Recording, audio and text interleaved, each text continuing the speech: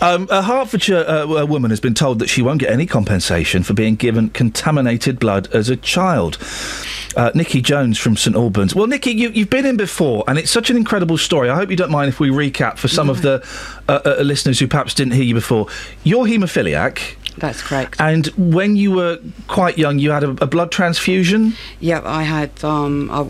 it is a blood transfusion. Just come a little bit closer to the microphone. That's it. I was covered with factor VIII, which is the missing factor that we're lacking. Or you say covered in it? What do you mean? I was covered with it. Right. So okay. For any operations and things like that, they would infuse cryo at the time or factor VIII. And I don't want to. I'm not saying you're old, but this was in like the early 80s. This happened. Yes. Yeah. It was 1980. 1980. And factor VIII is basically it's made from, or it comes from, it's blood donations. That's correct. That were bought from prostitutes, high risk donors, drug users, prisoners.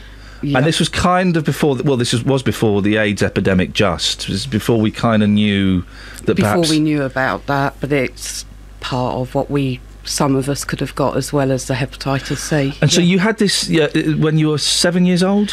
Yes, I was diagnosed at 7, was treated with cryo, which was known as a safer treatment. And then in 1980, factor VIII came out, which they said was wonderful treatment, and they were phasing cryo out. What we didn't know was the factor VIII was high risk, and it was donated from what you've said, prostitutes, drug users, prisoners, both from the UK and the US. And you had it was a pretty instant negative reaction that you had to it, wasn't it? Yes, yeah, I had a tonsillectomy. It's 1980, and really straight away I wasn't well. My health declined. I hadn't had problems before. My mum would take me back to the hospital asking, what have you done to my daughter? There's such big changes. And what were the changes? I was sleeping all the time. I literally went from a happy, enjoying life, doing things, horse riding, dancing, to a child that took to her bed. I had skin rashes, I was sick. And the thing is, isn't it, because mums, I would say even more than dads, mums know when there's a difference, and this one obviously sounds like it was quite obvious. Yeah. What did the doctors say when you went back? My mum took me back. She was fighting for answers, and basically they just said, it's psychological and her age. Nothing wrong with her at all, it's all in her mind and things like that. And you had hepatitis C at that point? Yes, I would have done, yes, but we didn't know. The doctors would have known, but we didn't know. I've spent my life searching for answers, and it was in 1995, there was article on the news about haemophiliacs contracting hepatitis C and dying. When they read out the symptoms, my mum thought straight away, oh my God, that's Nicola. 15 years later? Yes, yeah. So I went to the hospital because I was under them having treatment, and I said to the nurse, have I ever been tested for hepatitis C? She laughed and said, oh, you won't have that. Got my notes, come back and said, oh dear, you were positive in 1991. They tested you 4 years before.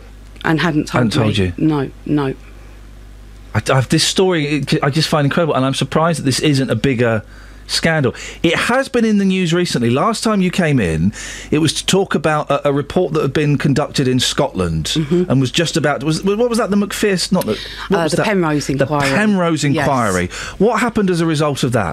There was one recommendation for Scotland, which was all people that had blood products or blood transfusions before 1991 should have a blood test to see if they're hepatitis C positive or not. Is that the only recommendation? Yeah, £12 million, 6 years. And because we were all optimistic when you came in. It was like, this could be the turning point. It's looking like there's going to be compensation. There's going to be a payout. Not that it's about the money. No. But you've had significant health problems which could go towards kind of making life a little bit easier, a little bit more comfortable, and also you're entitled to a payout. They completely screwed up. And the only thing was, people should have blood tests. Yes, yeah, and that was just in Scotland. But there's a few things in between the line. I've started reading the Penrose Inquiry. Yeah. And there's a few hints in Volume 2. Volume 2. I bet it's a page trek, yeah. 609, where Lord Penrose, someone gave evidence saying that most haemophiliacs that were given pooled products in childhood will develop a cancer before liver cirrhosis. I've given that evidence to the Skipton Fund. There was another one that said all 318 patients at the Haemophilia Centre Royal Free had hepatitis C. I gave the Skipton Fund that evidence. That's who I'm under, the Royal Free. And they still declined. So the Skipton Fund, let's just go back a bit. What is that?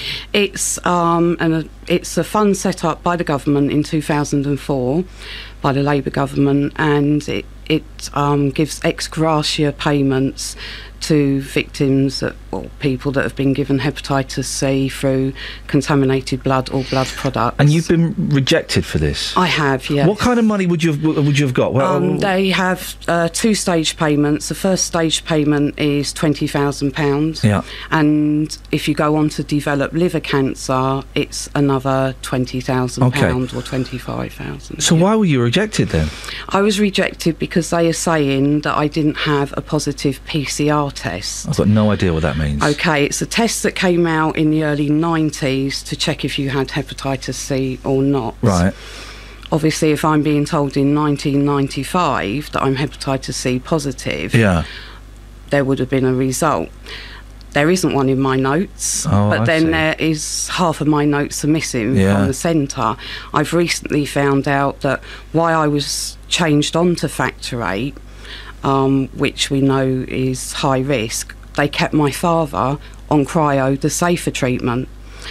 So I think questions need to be asked. How can they do that? Files going missing, eh? Yeah. What an unfortunate coincidence, you know. It's not, there's other things. There's the hepatitis C, high risk to CJD. The impact this has had on my family and myself is huge. I can't get life insurance, hence I can't get a mortgage. Well, I can get a mortgage, but not the life insurance. So it's a knock-on effect. They can't tell us if we've definitely got CJD, but it's okay to label us with it, and we have to declare it. It's not good enough. What do you want to change or to happen? I want the government to properly look into this, although there's been enough inquiries, we're sick of them, enough money spent. I think they need to do the right thing, admit wrong was done, which it was, admit that most of us were used as part of an experiment in our childhood, and I think they need to award us accordingly and appropriately. Far from me to play the cynic and talk conspiracy theories, but what seems to be the case with things like this, where medical things have gone wrong, is if they leave it long enough, loads of people will be dead, and then it won't cost quite so much money. And in another 20 years' time, they can go, oh, we made a mistake. We're really sorry. Right. Well, the 50 of you that are still alive, we're going to pay compensation. Yes. And you kind of get the, it seems obvious that someone screwed up and someone needs to take responsibility. Definitely, and they need to look into the Skipton Fund and how that's set up. They can award certain people that haven't had a positive PCR test or haven't got a PCR test, and others they don't.